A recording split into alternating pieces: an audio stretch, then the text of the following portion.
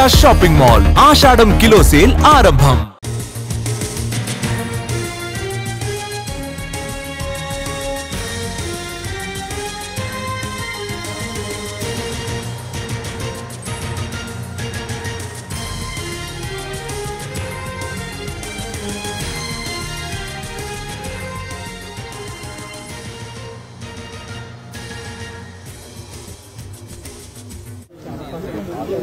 ఆనేలో ఉంది చూడు.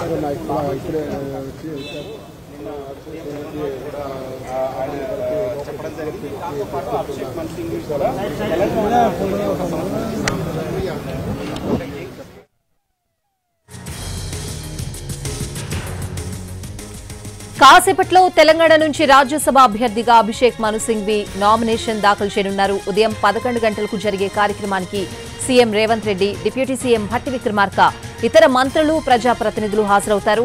నిన్న జరిగిన సీఎల్పీ సమావేశంలో రాజ్యసభ అభ్యర్థిగా బరిలో నిలిచిన సింఘ్విని ఎమ్మెల్యేలకు పరిచయం చేశారు సీఎం రేవంత్ రెడ్డి.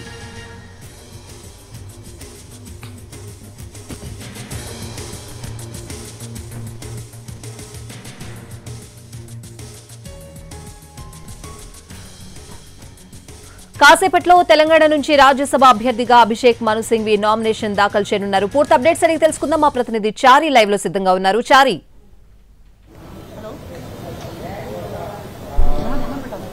కేకే రాజీనామాతో ఏర్పడినటువంటి ఖాళీ రాజ్యసభ సీటుకు సంబంధించినటువంటి ఎన్నికల ప్రక్రియ మొదలైంది. దీనికి సంబంధించి కాంగ్రెస్ పార్టీ జాతీయ నాయకుడు అభిషేక్ మను సింఘ్వి అభ్యర్థిత్వాన్ని ఖరారు చేసింది. నిన్న సీఎల్పీ సమావేశాన్ని ఏర్పాటు చేసినటువంటి కాంగ్రెస్ పార్టీ అభ్యర్థిని పరిచయం చేయడంతో పాటు అభ్యర్థి ఎంపికకు సంబంధించినటువంటి ఆలోచన ఏంటి అనే దానికి సంబంధించినటువంటి అంశాలన్నింటినీ కూడా పూర్తిగా వివరించేటువంటి ప్రయత్నం నిన్న సీఎం రేవంత్ రెడ్డి చేశారు. మరి కాసేపట్లో ఈ నామినేషన్ ప్రక్రియ ప్రారంభం కాబోతుంది. ఇప్పటికే అభ్యర్థి సింఘ్వి అసెంబ్లీకి చేరుకున్నారు. శాసనసభ వ్యవహారాల మంత్రి శ్రీధర్బాబు, తుమ్మల నాగేశ్వరరావు, పార్టీకి సంబంధించినటువంటి సీనియర్ నేతలంతా కూడా ఆయనకి అసెంబ్లీలో స్వాగతం పలికారు. మరి కాసేపట్లోనే రిటర్నింగ్ అధికారి వద్ద తన నామినేషన్ ని దాఖలు చేయబోతున్నారు. మొత్తం 4 సెట్ల నామినేషన్ ని దాఖలు చేయాలని నిర్ణయించుకున్నారు. ప్రస్తుతం కాంగ్రెస్ పార్టీలో ఉన్నటువంటి సీనియర్ నాయకులు, అలాగే ప్రభుత్వంలో ఉన్నటువంటి సీనియర్ మంత్రులంతా కూడా ఈ నామినేషన్ ప్రక్రియకి హాజరు కాబోతున్నారు. ఎమ్మెల్యేలు ఇప్పటికే ఇక్కడికి చేరుకున్నారు. ఎందుకంటే నామినేషన్ ప్రక్రియకు సంబంధించినటువంటి అంశంలో నామినేషన్ పత్రం మీద సంతకాలు కూడా ఎమ్మెల్యేలు చేయాల్సి ఉంటుంది కాబట్టి ఇప్పటికే ఆ ప్రక్రియను కూడా పూర్తి చేశారు. సీఎం రేవంత్ రెడ్డి మరి కాసేపట్లో అసెంబ్లీకి చేరుకోబోతున్నారు. సరిగ్గా 10:40 అభిషేక్ మను సింఘ్వి తన రాజ్యసభ సభ్యత్వానికి ఎన్నికకు సంబంధించినటువంటి నామినేషన్ ప్రక్రియని నామినేషన్ దాఖలు చేయబోతున్నారు.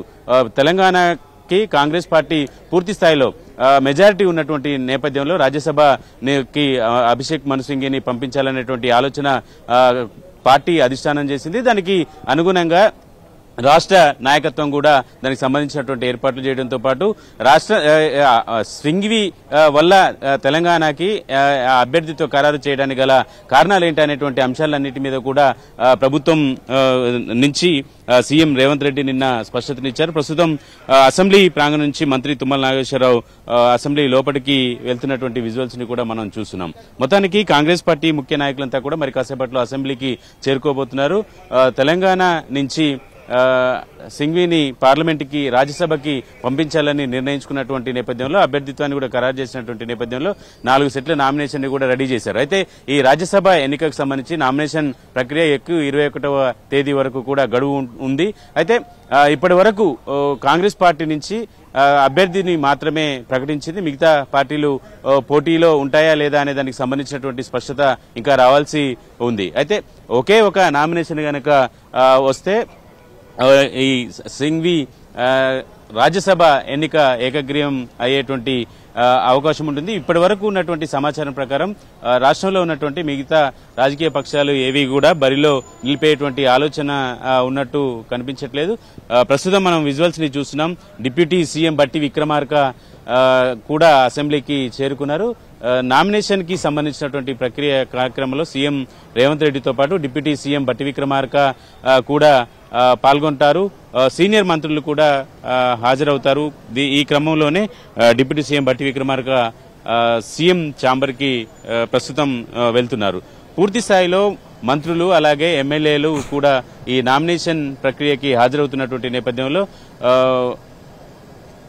నామినేషన్కి సంబంధించినటువంటి ప్రక్రియనంతా కూడా సిద్ధం చేశారు. మరి కాసేపట్లోనే సీఎం కూడా అసెంబ్లీకి చేరుకునే అవకాశం అయితే కనపడుతుంది. 10:40 ప్రాంతంలో సింఘ్వి తన నామినేషన్ ని దాఖలు చేయబోతున్నారు.